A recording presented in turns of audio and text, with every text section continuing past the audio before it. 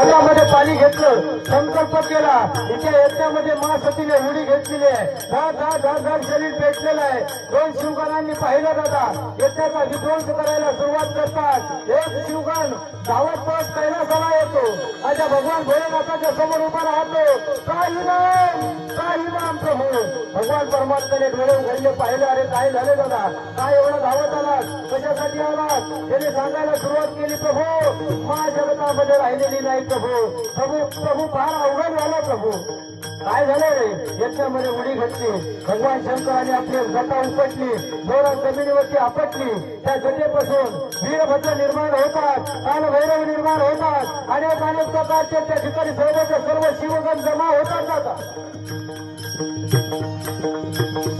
सर्व शिवगण जमा झालेले आहेत.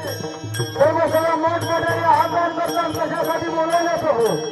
जा दक्षाचा यज्ञ विध्वंस करा.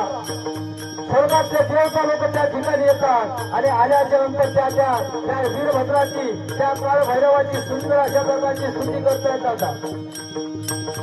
हे देवराज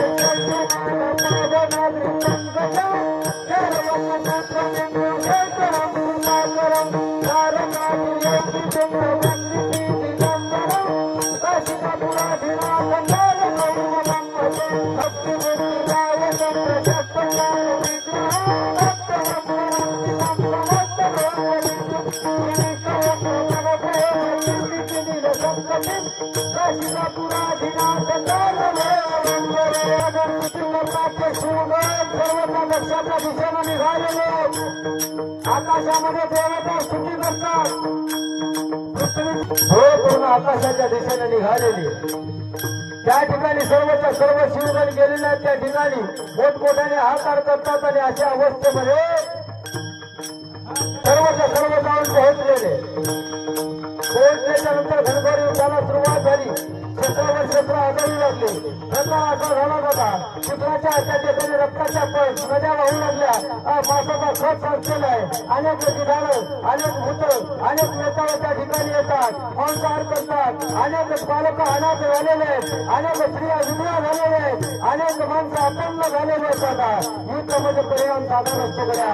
युद्ध म्हणजे भयानक असतं. युद्ध म्हणजे युद्धाच्या गप्पा सोप्या असतात. ज्या ठिकाणी युद्ध होतं ना त्याचे परिणाम फार भयानक माणसाला पाहायला मिळत असतात.